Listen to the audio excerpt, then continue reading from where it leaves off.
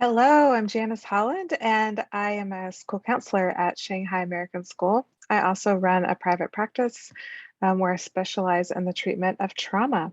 So I've decided to record this video. This is a training that we do every year at the beginning of the year at Shanghai American School. We started this recording, or I'm sorry, we started this training um, after COVID-19. So we realized as our staff and students were coming back on campus that they had been through some really traumatic experiences because of the severity of the quarantine measures that they had been through here in China.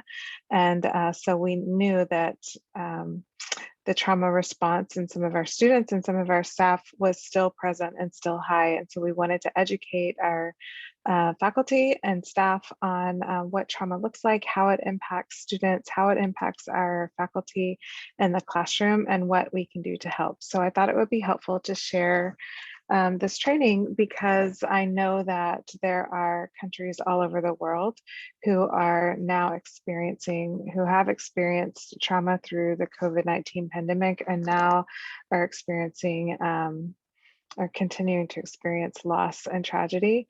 And I'm hopeful that this will help. This information is something that we can share with all of our faculty and staff and schools so that we can be as prepared as possible and loving on our kids, helping our kids settle in, learn to the best of their ability for what's appropriate given the situation that they're in right now, and keep everyone as regulated as possible and moving forward.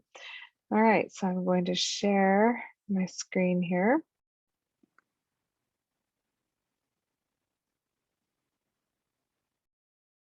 All right. We have our learning target today is to know the meaning of trauma, be informed on trauma in the school setting, and know what your role is in implementing as an educator. So we have families and countries in crisis all over the world for a variety of reasons. And trauma-informed care just basically means understanding how the painful and distressful events in our lives impact our ability to engage academically, socially, physiologically with our families and with our friends and with the people around us, basically our ability to connect with the world around us. A trauma-informed approach fosters structures that create safe and supportive learning environments through proactive, responsive, and restorative strategies and interventions. Okay, so what is trauma? Basically, trauma is a personal experience or event involving an actual threat or a perceived threat. So what's tricky about trauma is that we can't give one clear definition of what it is because it's situational. It's different for everyone. It has to do with our physiological makeup, the nervous system that we were born with, the generational experiences that we've had that are passed down from generation to generation. And perhaps one of the biggest factors is our previous life experiences. So if you're someone who has had a pretty connected, calm life, you've had connected caretakers, you are able to make friends easily. If something major comes along, it will impact you for sure, and you will have a stress response, but your ability to re-regulate will come fairly quickly because you haven't had any major previous life experiences. However, if you've grown up in a home where you are not or you haven't had a clear, consistent caretaker, if you've had traumatic events happen before in your past, then um, you likely will have a much bigger reaction to current events happening. So an example of this would be if you were in a car wreck as a child and it was a major car wreck, your life was threatened or the life of a caregiver was threatened, then when you're a teenager and you start driving and you're in a car wreck, then that could be a really seriously tragic event for that teenager because they have a previous life experience where they've been exposed to near death in a car accident. So anytime they see a car accident, they witness a car accident, they hear the crunching sound of the metal, or if they're in even just a minor fender bender, then their reaction is likely to be much bigger. That is it's a really traumatic event for them. Whereas, other teenage drivers who are learning how to drive and they get in fender benders or wreck, obviously they're upset and they're having a hard time, but their ability to re-regulate and is pretty quick, and they wouldn't consider it a traumatic thing that's happened. So basically, this is just a reminder that we don't know everyone's history around us. We don't know the history of all the students in our classrooms. We don't know the history of all of the people that we're living or that we're working with. And so if you're in a situation right now that is really overwhelming and really scary, and everyone's having a hard time, there could be some people who just absolutely cannot get regulated. And this isn't something to judge. It's not something for others to tell them they're being dramatic or they're overreacting. They likely are having a very normal response. And if we knew the history that they have been through, the things that they've been through in the past, if you knew all the details of that and you saw their reaction in the present, then you would probably go, yeah, that's a really normal reaction given all that they've been through. The thing is we just don't know. We don't know what everyone's been through. So sometimes it looks like people are really overreacting and being dramatic, but it's really important that we remember that we don't know people's histories. We don't know what they've been through in the past. And likely if they're having a really triggered big reaction to something that's going on, then that means that they've been through some trauma before that's somehow related to what they're going through right now. And we can offer lots of grace and patience and understanding. I'm going to offer some tools and just a little bit on exactly how we can help and support each other as we're moving forward. So as mammals, we are designed for attachment and connection. So as much as we'd like to think, that we don't need anybody, that we're strong, that we can take care of ourselves, and in some ways those things are true, but the reality is, as mammals, we biologically have to have those connections and attachments for survival. So events that can threaten that attachment system is natural disasters, car wrecks, countries at war, emotional and physical threat to a person or to someone that they love. When we read this list, since 2020, all of these things have been happening for an extended period of time. So it makes sense that people are really stressed out, really overwhelmed. They're highly triggered. They're not able to regulate their stress responses. So this is even more so why I wanted to offer this training to help us gain a sort of a way of us all getting on the same page and having a clear understanding of what's happening and why, and then having some clear directives and outcomes on what we can do and how we can help. What happens when a traumatic event occurs is we revert to our survival instincts, so the fight, flight, and freeze instincts that we have all heard about. And as long as we feel threatened and our nervous system feels threatened, then we will remain stuck in that space. So if you are a flyer, if you're somebody who runs, then you will continue to try to escape or run until you feel settled and somewhat safe and re-regulated again. The same for fight and the same for freeze. So we want to be aware that because there's so much going on in the world, because we're all really overwhelmed, many of us can get scared really easily and get triggered really easily because we're not able to fully decompress. We're not able to fully come back down to a completely restful state because there is so much uncertainty going on in so many different countries that we live in. So here's some signs or some behaviors that you will see in people who are stuck in their trauma response. So somebody who is predisposed to be a flyer, you will see them withdrawing, skipping work, skipping school, daydreaming, sleeping a lot, avoiding others and isolating, becoming disengaged, seeming, life feels pointless, they don't really care. Someone who is in fight mode, who is typically responds to their stress by fighting. This person is acting out, being aggressive, maybe overly silly, exhibiting defiance, being hyperactive, arguing, screaming and yelling. So you could see this in adults and you could see this in kids. And then the freeze response. where they're numb, refusing to answer, refusing to get their own needs met, having blank looks, unable to move or refusing to move, just kind of frozen, right? So what can be really tricky about this is, let's say a student is in a classroom and the teacher is triggered, is not feeling safe, is not really feeling great, but is trying to do the best that he or she can at work and stay at work and not go home. Um, but some little something happens in the classroom and they go into fight mode or they go into flight mode. Um, the teacher kind of having that reactive response could cause the students to have a reactive response, right? So you could have a teacher and a student both in fight mode, or you could have a student in flight mode and a teacher in fight mode, and that creates a lot of conflict, or vice versa. So it's just important for us to be aware that we all are a little on edge, that we all are easily triggered right now because we're not able to fully come back down to our um, most regulated state, because we have a little bit of heightened awareness going on in the back of our minds because of all that's going on around us.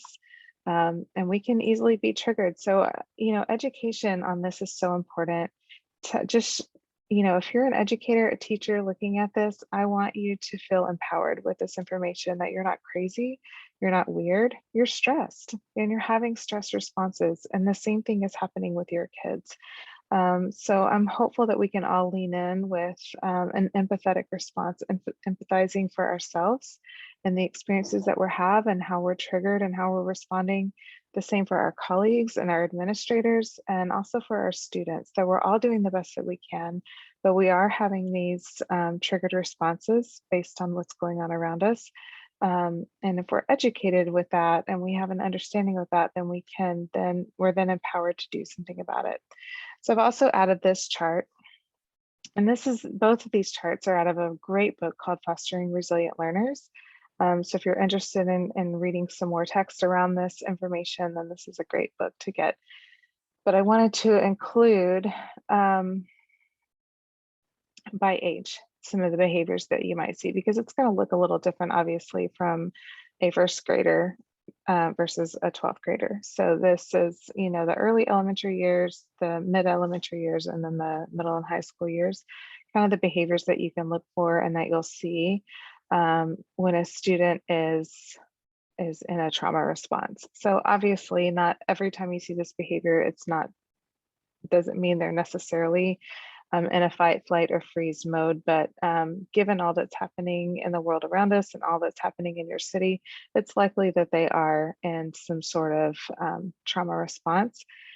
So it's helpful to have this information, because then we know how to engage with the student rather than being mad at them or upset with them. We're understanding that they actually need some connection to diffuse that trauma response.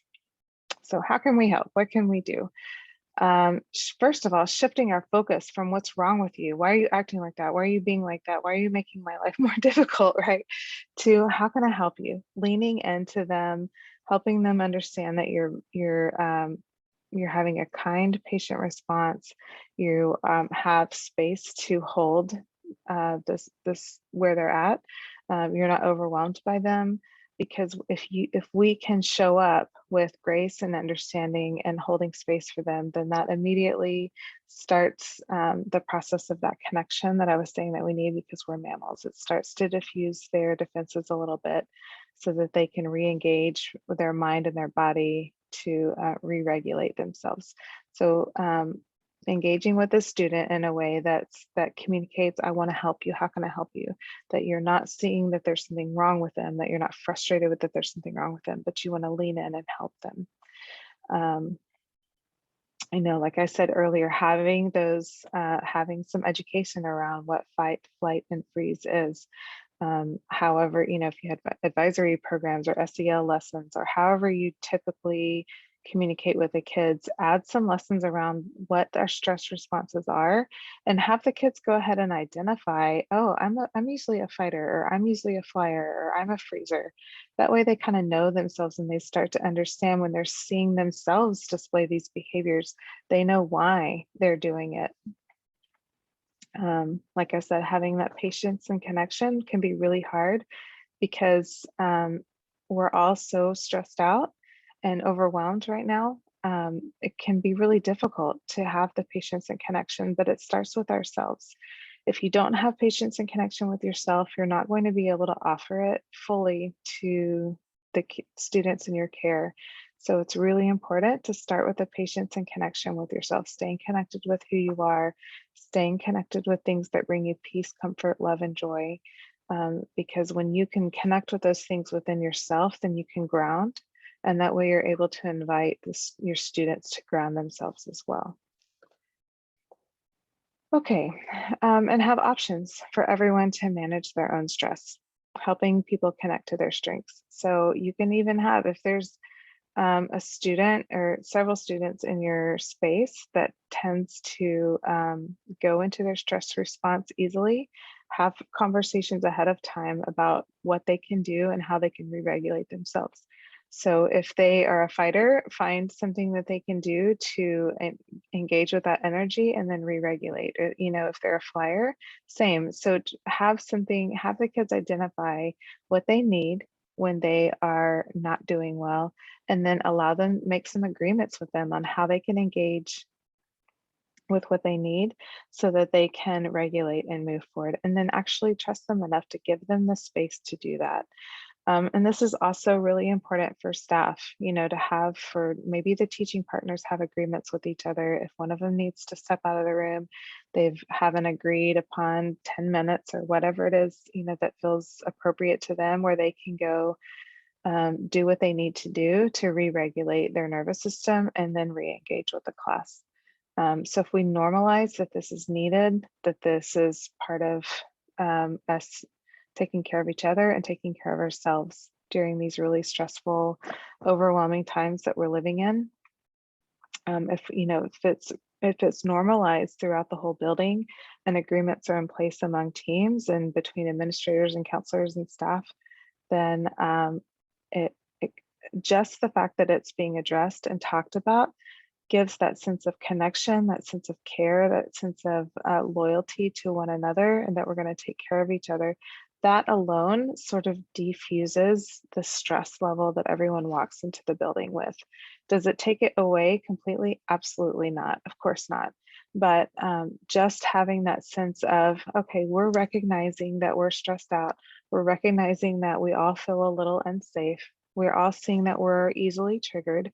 We understand and know what our triggers are, and we have a plan in place for what to do when our stress responses are activated. Then just having that plan in place will decrease dramatically the number of stress response reactions that you're going to see in students and in staff. And if the staff is not engaging in a stress response as often, then the students will not either, because they can sense and feel, you know, when they walk into the classroom of a teacher who is dysregulated or close to being dysregulated, then that immediately triggers a sense of not being safe in the students. And so any little something can happen in the classroom that's going to cause them to immediately go into that stress response. So taking care of our staff in that way is actually what keeps the students calm, engaged, connected, and learning to the best of their ability for the situation they're in. You know, I can tell you that there's a lot of students around the world right now who are not able to engage academically at the level that they would be able to. And we have to be okay with that and understand, you know, with the circumstances that they're in, that just arriving in school, leaning in, learning, moving forward and doing the best they can is really good. And we're going to be happy with that. And just know that that's just the space we're in right now.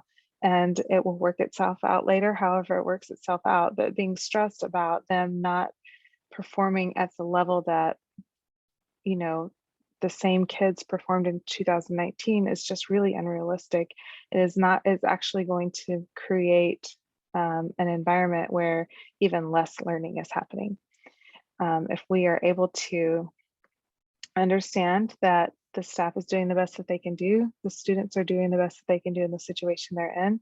Like I said, they understand their stress response, their triggers, they have a plan for how to re-regulate those things, then everyone's able to learn at the best pace that they can learn, given the situation and circumstance and environment that they're in. Okay, so talking to students in trauma, I wanted to add this too. This is also from the same Fostering Resilient Learners book. And it really offers some great tips for the students at each age and each level of, and I think it's super important to point out at every level, sticking to routines and being consistent is number one essential. No matter what level, no matter what age, being consistent, having a routine and no surprises is a really big deal. So I know that's really difficult in some buildings right now where administrators are having to make some hard, tough decisions quickly, and the landscape shifts quickly for basic safety throughout the day. So that's really understandable that some of you are in really tricky situations where you can't necessarily fully predict and lay out exactly what's going to happen and when, because there's so many variables in place right now. That being said, it's so important to not to drop as few surprises as possible and to not be frustrated when you get a highly reactive response when you do have to drop a surprise. So for administrators, counselors, for people who are sort of on the higher level, making some tough decisions and having to communicate those decisions down to their teams, be really strategic and clear about when you do that, how you do that. It's really not a good idea to just blast out an email in the middle of teaching or in the middle of the workday. Have a more clear way of communicating information and do it in as consistent a way as possible in order to reduce the number of people who go into a stress response, or let them know, we're having to make some, if you tell them in the morning, look, we're making some really tough decisions. We're going to try and communicate by noon today about this or that, or, just communicate as much as you can about when you're going to make these decisions, how you're going to make these decisions.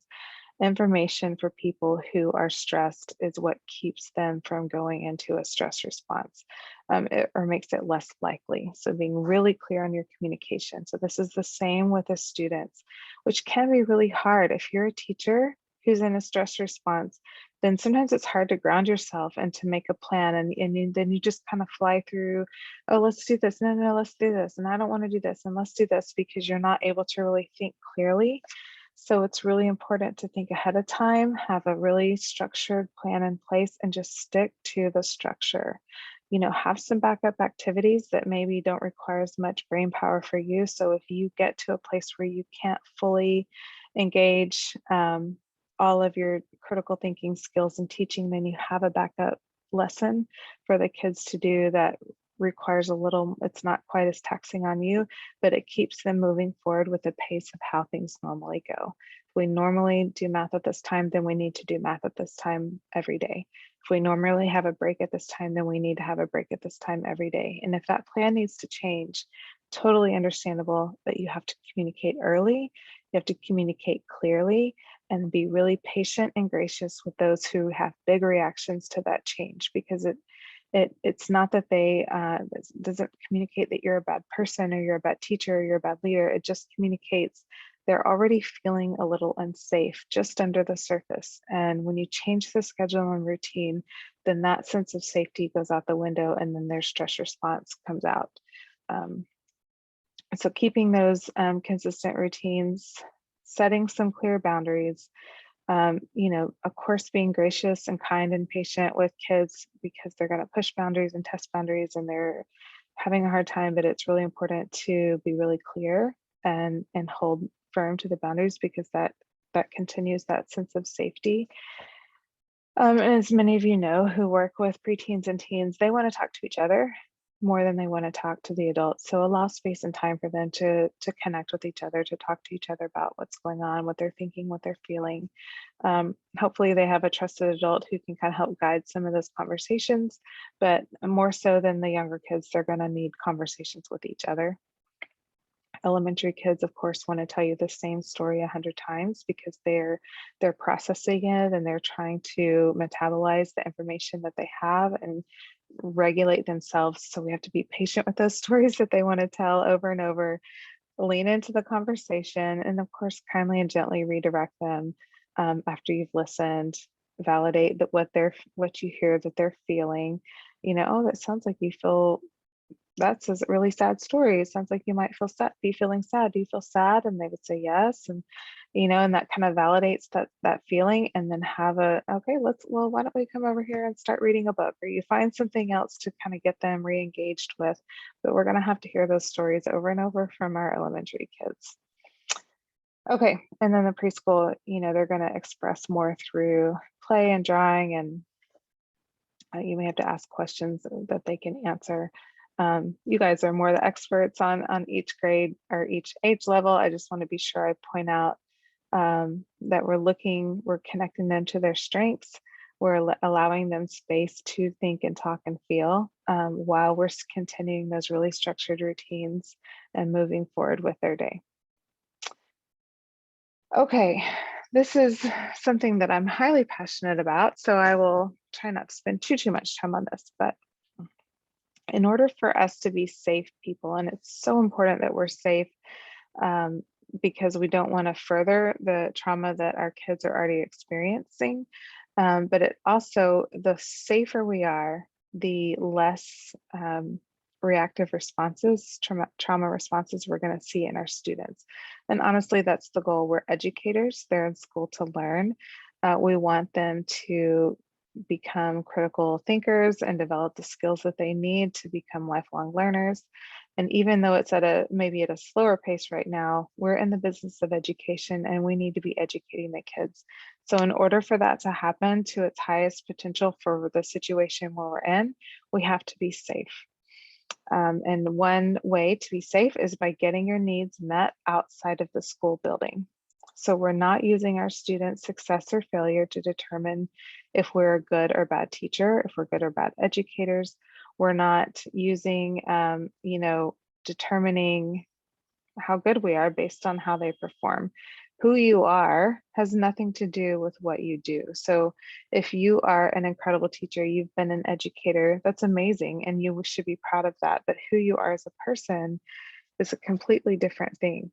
So having a life outside of school, which may be difficult given the situation that you're living in right now, but there is a way, especially now with technology, to engage in ways that we have never, that are really new, awesome opportunities, especially since 2020, that we can digitally engage with our interests, with things that we, with working out, with doing all kinds of things in our interest level. And it's really important to stay engaged with who you are outside of the building, because then you don't get so wrapped up in every little thing that's happening inside your school building.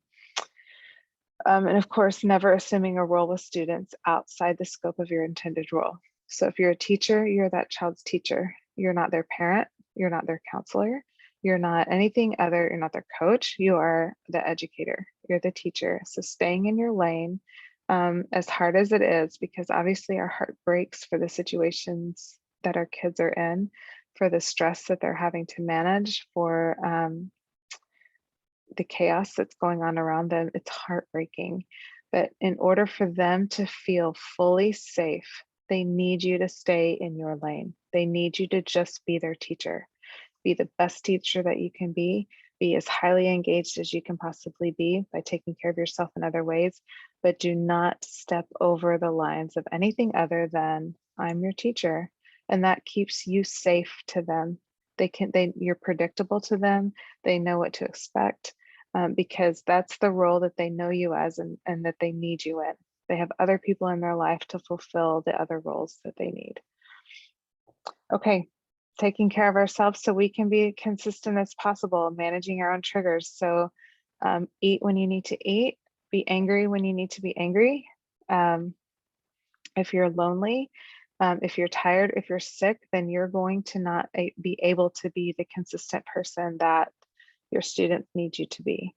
So people a lot of times think self-care is selfish, that they think that they don't have time They don't have time for eating lunch or getting enough sleep at night.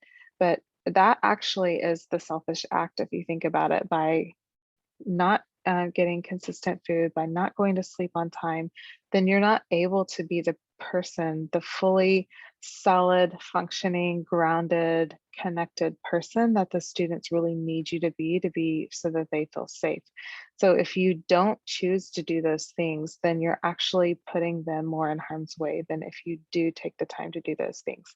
So our administrators, our counselors, our teachers, we need you. Your students need you to take care of yourself. They need you to eat. They need you to sleep. They need you to stay home when you're sick and rest.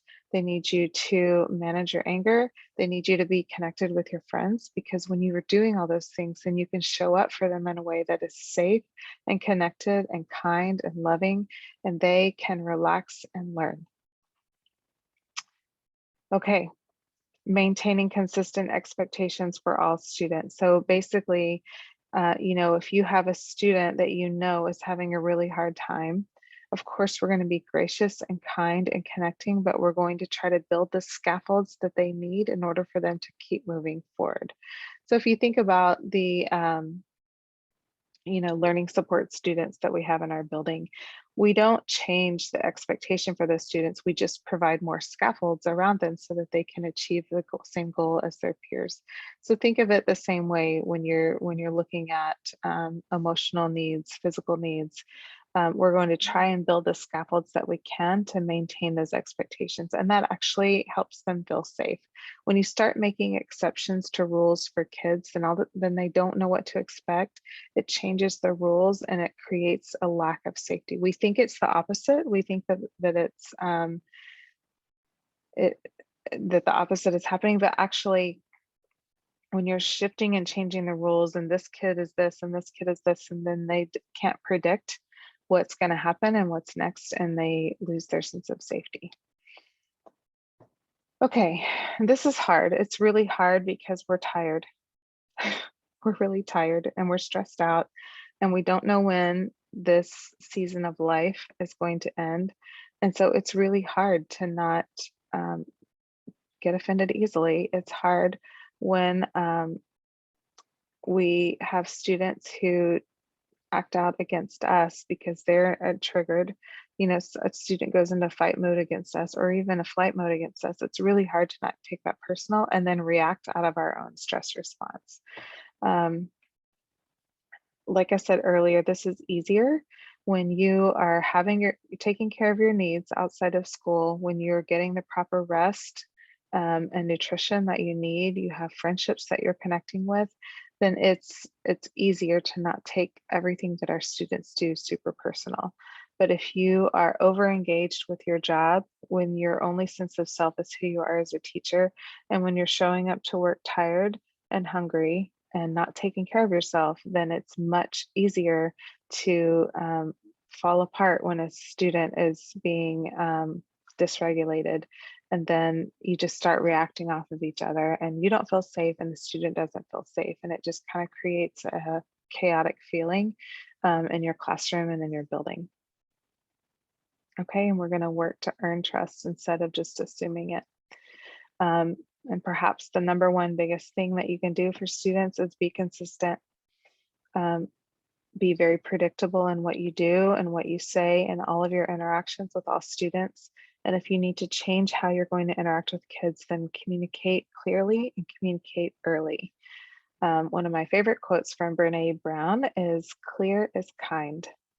Being super clear, even when it's hard, is what's kind, because it's what they can metabolize, it's what they can understand, it's what they can predict, and it keeps them connected to themselves and feeling safe. Okay, thank you so much for listening. I hope this was helpful for you. At SAS, after we get this presentation, we ask the teachers and staff to follow up with divisional counselors on any questions that they have. I'm hopeful you have counselors in your building that you can follow up with. If not, feel free to email me, janice@janiceholland.com. I'll be happy to answer any questions for you, but I'm really hopeful again that this presentation was helpful for you, that it gives you some ideas on how you can go back into your building, go back into your classroom, and provide some education and some regulation so that we can all do the best that we can through these really challenging, trying times.